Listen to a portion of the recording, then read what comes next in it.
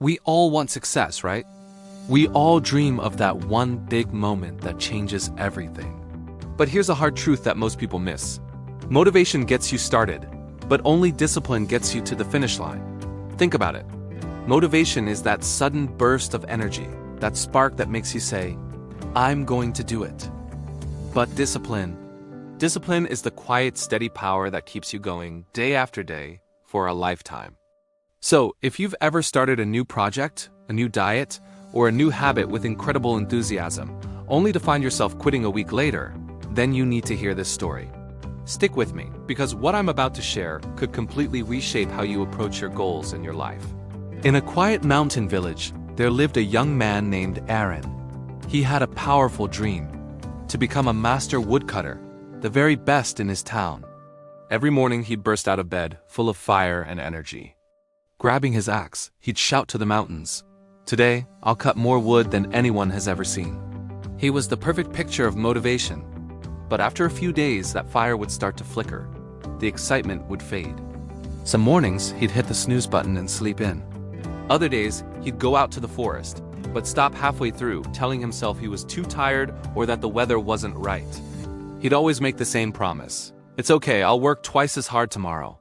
But tomorrow never seemed to deliver on yesterday's promises. Days turned into weeks, and weeks into months, and Aron's big dream remained just that, a distant, unreachable dream. His pile of wood barely grew, and his frustration grew larger every day. One afternoon, feeling defeated, Aron decided to visit Master Rowan, an old woodcutter who was a legend in the region. Rowan was known not just for his incredible skill, but for his profound strength and unshakable calmness. As Aron approached the old man's hut, he was stunned. It was surrounded by mountains of neatly cut wood, each log stacked so perfectly it looked like a work of art. The sheer volume was a testament to years of consistent work. Humbly, Aron approached the master and asked, "Master Rowan, how do you do it? How do you stay so strong and consistent, day in and day out? Don't you ever lose your motivation? Don't you have days where you just don't feel like it?" The old man looked up from his work, a gentle, knowing smile spreading across his weathered face. "Ah, motivation," he chuckled softly. "A fiery but fickle friend. My boy, come with me tomorrow morning, before the sun rises. Don't ask questions, just come and watch. I'll show you." The next morning, long before the first rays of sunlight touched the mountaintops, Aron arrived at Rowan's hut. The air was cold and still. To his surprise, Rowan was already awake, not with a burst of energy, but with a quiet focus, methodically sharpening his axe by the light of a single lantern. The rhythmic scrape of stone against steel was the only sound. Without a word, they walked deep into the silent forest. As the sky began to lighten, Rowan chose a large tree and began to chop. His swings weren't fast or flashy. They were slow, steady, and deliberate. Each strike landed in the exact same spot, with the same controlled power. He didn't stop to rest, he didn't look around at the birds, and he didn't complain about the morning chill. He was like a machine perfectly in sync with his task. Aron, full of youthful energy, started chopping nearby with vigor, but his pace was erratic. He'd swing fast for a few minutes, then slow down to catch his breath. After just an hour, Aron was exhausted. He sat down on a fallen log, his arms aching and his breath ragged. He looked over at Master Rowan, who was still swinging his axe with the same calm, unhurried rhythm as when he started. He was as serene as the morning breeze, completely absorbed in his work. Finally, Aron couldn't hold back his confusion any longer.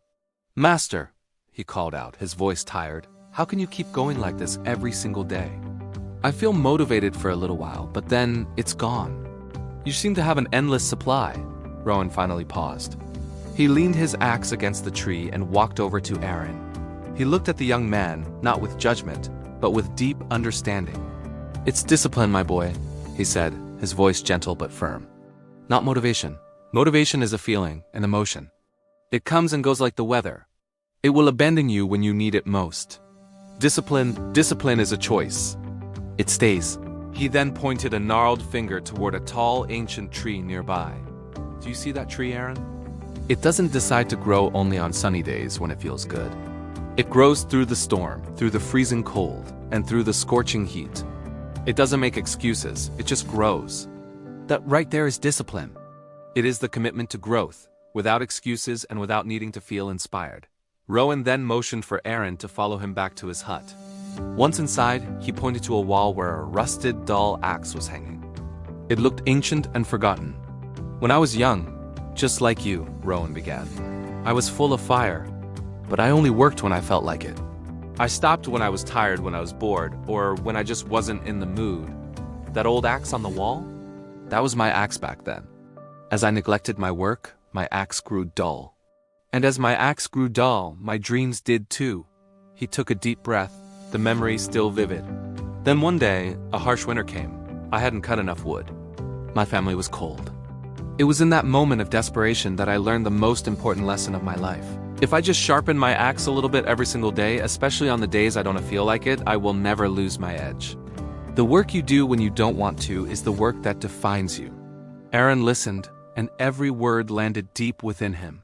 It was like a light had finally switched on in a dark room. He finally understood. It wasn't about waiting to feel ready. It was about getting ready through action. From that day forward, everything changed for Aron. He stopped waiting for a burst of inspiration.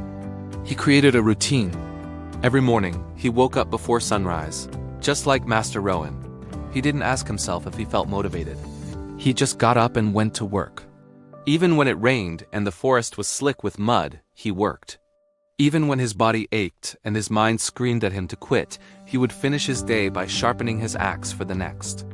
It was no longer about grand, heroic efforts. It was about small, consistent, daily promises he made to himself. Days turned into weeks, and weeks into months. The pile of wood outside his own home grew steadily, a testament to his newfound discipline. Years passed. Aron's body became strong, his mind became focused, and his spirit became calm. He became the most skilled and respected woodcutter in the entire region, even more so than Master Rowan in his prime. Younger woodcutters would come to him, their eyes wide with admiration, and ask the same question he once asked: "Aron, what's your secret to success? How do you have so much motivation?" And Aron would smile, a familiar knowing smile he learned from his old master, and say, "Motivation helped me begin my journey, but it was discipline that helped me win the race." So remember Aron's story.